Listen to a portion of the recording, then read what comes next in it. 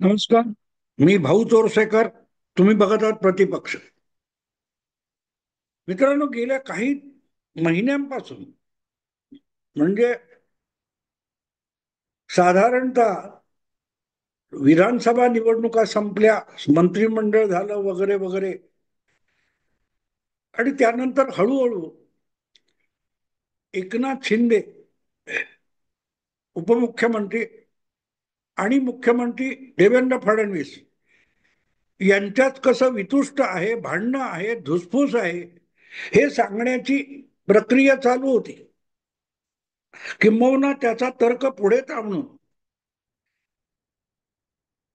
फडणवीसांच्या विरोधात अमित शहाकडे जाऊन आपले एकनाथ शिंदे तक्रार करतात. त्यासाठीच ते दिल्लीला जातात. याच्या किती कहाण्या रंगवल्या गेल्या हे मी नव्याने वेगळं सांगायची गरज नाही. मग परत उलट एकनाथ शिंदे यांना अडचणीत आणण्यासाठी देवेंद्र फडणवीस कुठचे कुठचे डाव खेळतात.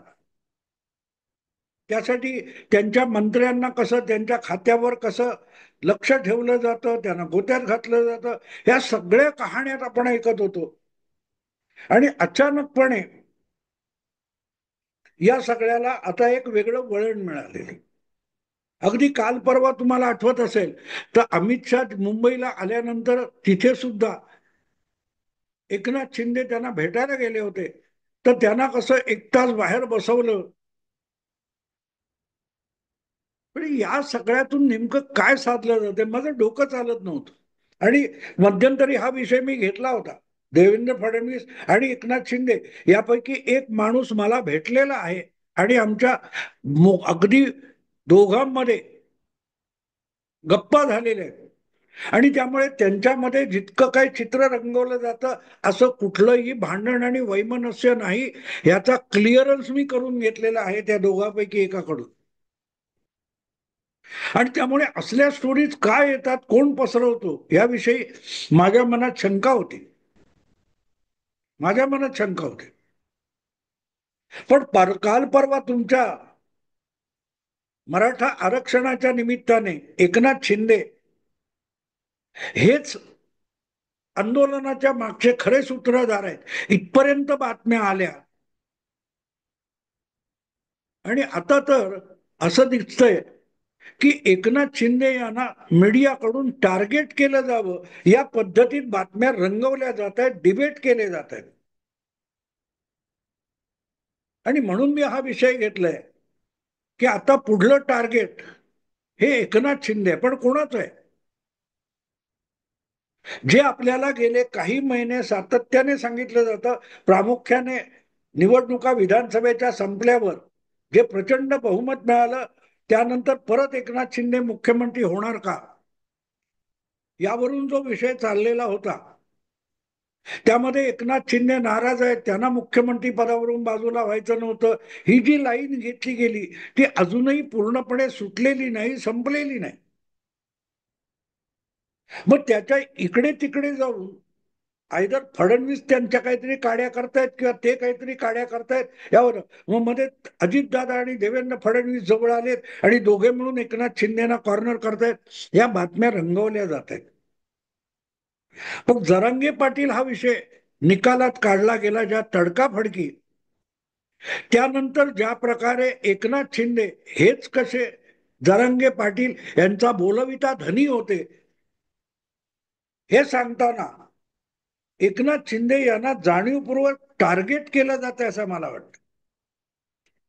गंमत अशी असते की वरचे टॉपचे नेते एकमेकाबद्दल किती संशयाने बघतील वगैरे सोडून द्या, पण त्यांच्यावर विश्वास असलेले किंवा त्यांच्या पाठीराखा असलेले, त्यांच्यावर विसंबून काही काम करणारे लोक असतात, त्यांच्या मनात अशा बातम्या एक गोंधळ निर्माण करतात.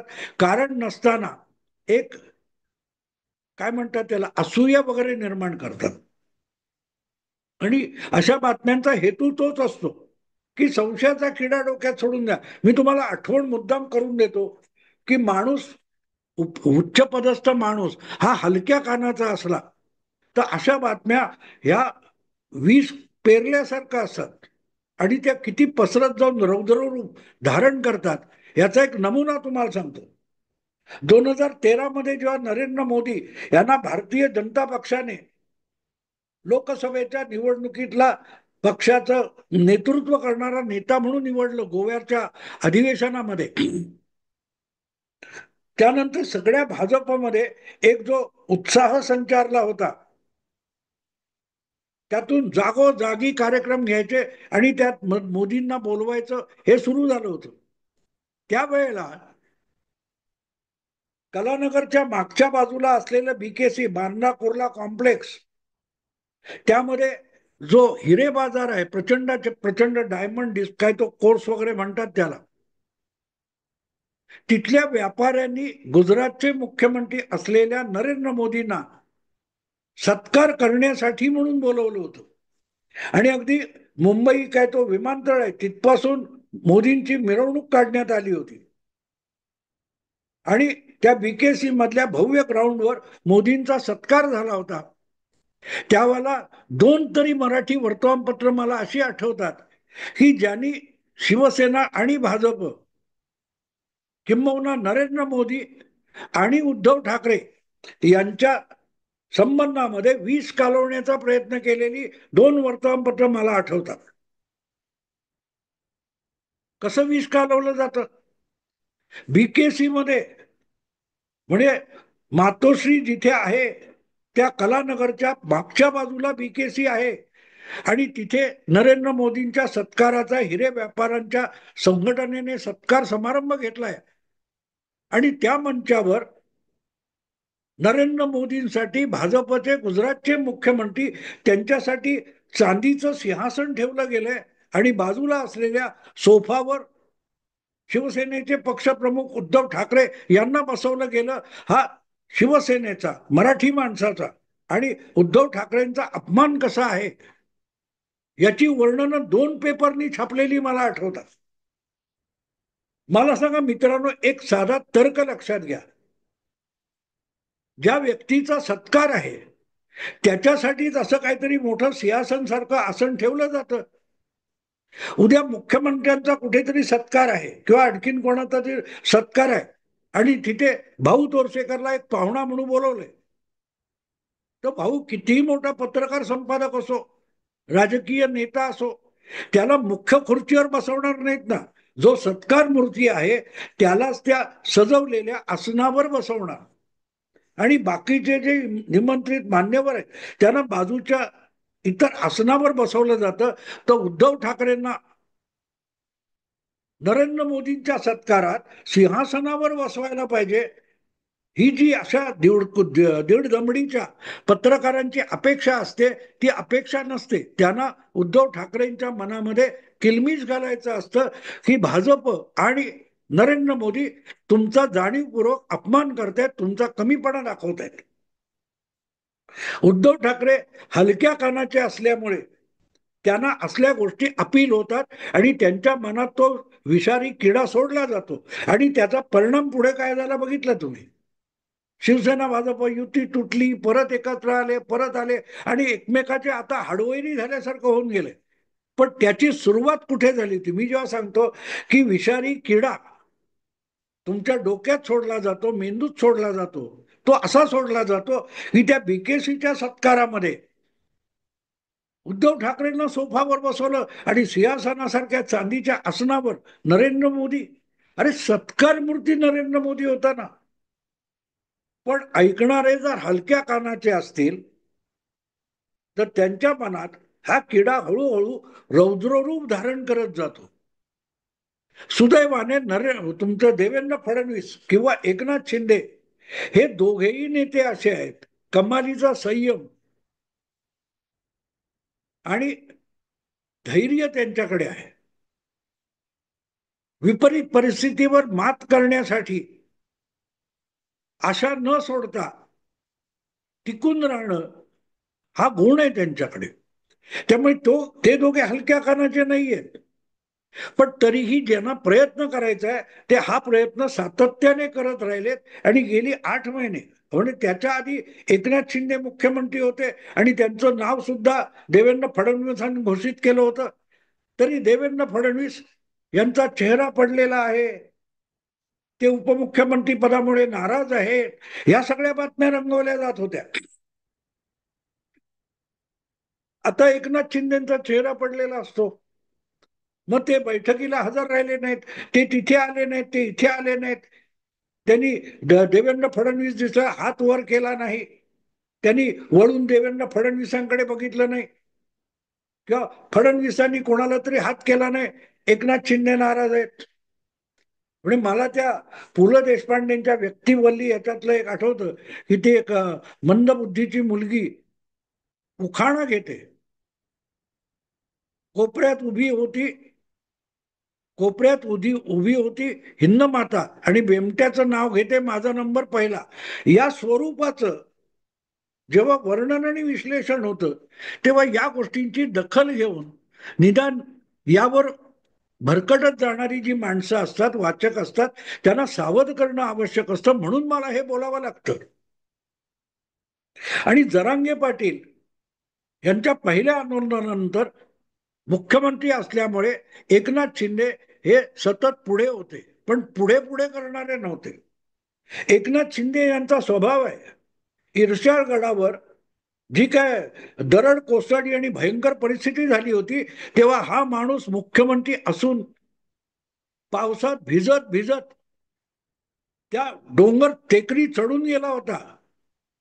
एक अग्निशमन दलाचा अधिकारी सुद्धा ती टेकडी चढताना हार्ट अटॅक येऊन मृत्युमुखी पडला. पण हा मुख्यमंत्री माणूस एकनाथ शिंदे हा भिजत भिजत ती टेकडी चढून गेला होता. घटनास्थळी पोहोचणं हा एकनाथ शिंदे यांचा स्वभाव आहे. त्याला शिवसैनिक म्हणतात. तो कुठल्या पदावर आहे याला काडीची किंमत नाही. संकटाला सामोरं जाणं आणि संकटापर्यंत जाऊन पोहोचणं, अडचणीला अडथळ्याला जाऊन भिडणं, याला शिवसैनिक म्हणतात. आणि तो बाणा एकनाथ शिंदे यांनी इतका जपलेला आहे की ते कुठल्या पदावर आहे त्याला काही किंमत नसते, काय करतो याला किंमत असते. आणि म्हणून इर्षाळ गडावर त्या टोकाला जाऊन पोहोचला तो माणूस. आणि तिथे माजी मुख्यमंत्री उद्धव ठाकरे व्हॅनिटीमध्ये बसून आले होते. पावसात भिजायची पण तयारी नाहीये. एक नंबर गुणी मुख्यमंत्री, कर्तबगार मुख्यमंत्री हा व्हॅनिटीतून उतरत नाही बाहेर. डोंगर टेकडी चढणं तर सोडून द्या. तेव्हा एकनाथ शिंदेचा स्वभाव आहे, ते अडचणीला समस्येला जाऊन भिडतात. मग ती जरांगेंचं उपोषण असो किंवा कुठलं आंदोलन असो, किंवा मला आठवतं भयंकर पाऊस पडला होता आणि एकनाथ शिंदे मंत्री होते ठाण्याचे, मला वाटते पालकमंत्री होते. त्या अंबरनाथला महालक्ष्मी नावाची मुंबई कोल्हापूर रेल्वे गाडी अडकली, तर त्या पाण्यातून रेल्वे ट्रॅकवरून पाण्यात चालत त्या गाडीपर्यंत सुद्धा हा मंत्री पोहोचलेला होता. तेव्हा जरांगे पाटलांच्या पहिल्या उपोषणाच्या वेळेला एकनाथ शिंदे मुख्यमंत्री असून असून सुद्धा पुढे पुढे होते. तर तो त्यांचा स्वभाव आहे. त्याच्यात मुख्यमंत्री पदाची बेडी सुद्धा एकनाथला अडकवू शकत नाही. हे महत्व आहे, पण ते बघायचं नाही. आपल्याला जो अजेंडा आहे, आपला जो नॅरेटिव्ह आहे, त्याच्यासाठी चुकीच्या गोष्टी एकत्र आणून एक विचित्र विकृत चित्र तयार करायचं. हे जे अचानक कालच्या परवाच्या जरांगे पाटील यांच्या उपोषणानंतर सुरू झालंय, त्यातून एक गोष्ट लक्षात येते. आता एकनाथ शिंदे हे टार्गेट आहे, पण कोणाचं टार्गेट आहे? एकनाथ शिंदे हे टार्गेट आहे आता. पण जसं गेले 8 महिने 10 महिने दाखवलं जातं की भाजपच्या पोटात दुखतं एकनाथ शिंदेची लोकप्रियता किंवा मुख्यमंत्रीपद, तसं हे टार्गेट नाहीये. एकनाथ शिंदेना भाजप टार्गेट करतोय, देवेंद्र फडणवीस टार्गेट करतोय असं नाहीये. तर देवेंद्र फडणवीस नाही तर एकनाथ शिंदेना शरद पवार आणि महाविकास आघाडीने टार्गेट करायचं ठरवलंय. तसं तर उबाठा शिवसेना ही अखंड एकनाथ शिंदेना टार्गेट करत असते. त्यामुळे त्यांनी टार्गेट करायला लावलं वगैरे मी मानत नाही.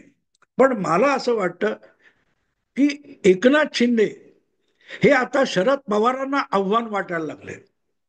शरद पवारांचं महाराष्ट्राच्या राजकारणातलं दीर्घकालीन टार्गेट निदान 1999 मध्ये प्रादेशिक पक्ष स्थापन केल्यानंतर त्यांचं टार्गेट नेहमी शिवसेना राहिलेलं होतं. शिवसेना हा प्रादेशिक पक्ष संपला तर राज्यातल्या प्रादेशिक पक्षाची जागा हळूहळू करून आपण व्यापून टाकू. पण जोपर्यंत शिवसेना आहे, सळसळणारी शक्ती आहे, तोपर्यंत राष्ट्रवादीला महाराष्ट्रात हवे तसे हातपाय पसरवता येणार नाहीत. आणि म्हणून शिवसेना संपली पाहिजे, ती तोडून मोडून विस्कटून काहीतरी करून संपवली पाहिजे. यासाठी शरद पवार 25-30 वर्ष प्रयत्न करत राहिले. जे बाळासाहेबांच्या हयातीत त्यांना शक्य झालं नाही ते त्यांनी उद्धव ठाकरेंना मुख्यमंत्री पदाची लालूच दाखवून केलं आणि शिवसेना फुटली, शिवसेना मोडली, भाजपशी तिची युती तुटली. पण शरद पवारांचं उद्दिष्ट शिवसेनेला भाजपपासून तोडणं इतकं मर्यादित नव्हतं.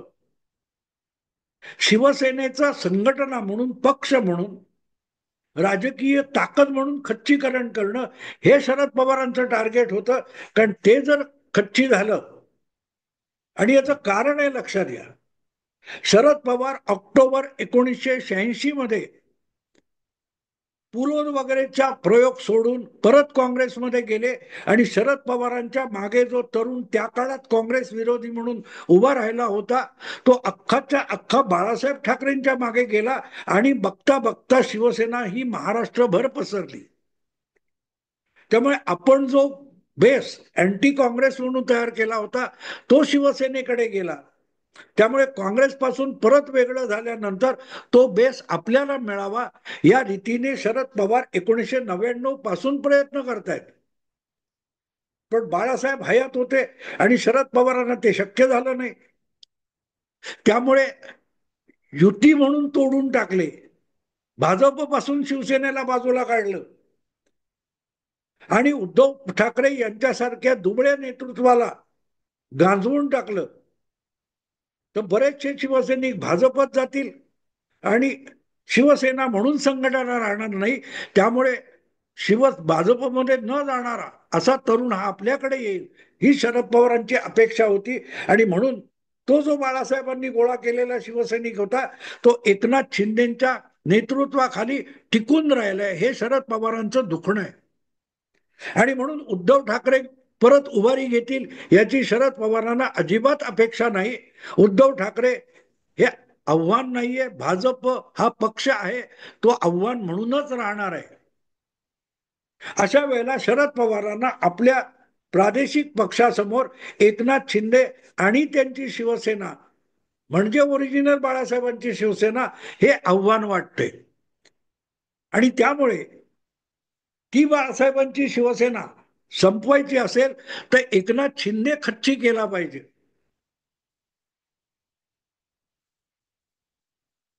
आणि त्याची दोन कारण आहेत. एका बाजूला एकनाथ शिंदे हे ओरिजिनल बाळासाहेबांची शिवसेना चालवत आहेत आणि दुसरीकडे शरद पवार सोडले तर राज्यव्यापी ज्याला आपली ओळख आहे, राजकीय नेता म्हणून ओळख आहे, असा दुसरा 2 नंबरचा मराठा नेता म्हणून एकनाथ शिंदे उदयाला येत आहेत. तेव्हा एकनाथ शिंदेला टार्गेट करून, खच्ची करून, बदनाम करून, निराश करून, हताश करून संपवण्याची मोहीम शरद पवारांनी हाती घेतलेली आहे.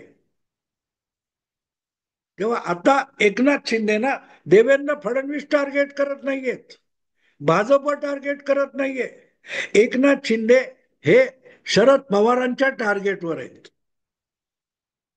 कारण उद्धव ठाकरे ही शिवसेनाच नाहीये.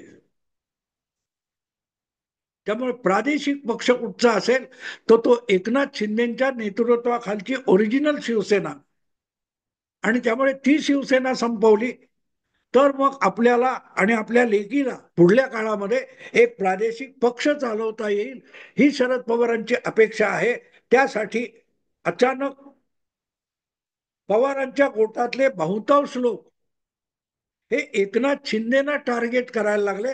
आणि ते टार्गेट असं केलं जात आहे की जसा उद्धव ठाकरे आणि भाजप यांच्यामध्ये युतीमध्ये विष कालवलं होतं तसं शिंदे आणि फडणवीस यांच्या मैत्रीमध्ये, यांच्या जवळीकीमध्ये विष कालवण्याच्या कामावर अनेक लोक सोडण्यात आले. आता पुढल्या काळात तुम्ही बघा, इकडून तिकडून कुठून तरी एकनाथ शिंदे यांना माध्यमाच्या सगळ्या चर्चांमध्ये, बातम्यांमध्ये टार्गेट केलं जाईल. पण ते टार्गेट करणारे भाजपवाले नसतील, पवार प्रणित लोक असतील. बारकाईने बघा आणि शिका. आता इथेच थांबतो. आवडलं लाईक करा, शेअर करा आणि प्रतिपक्षाला सबस्क्राईब करा. नमस्कार.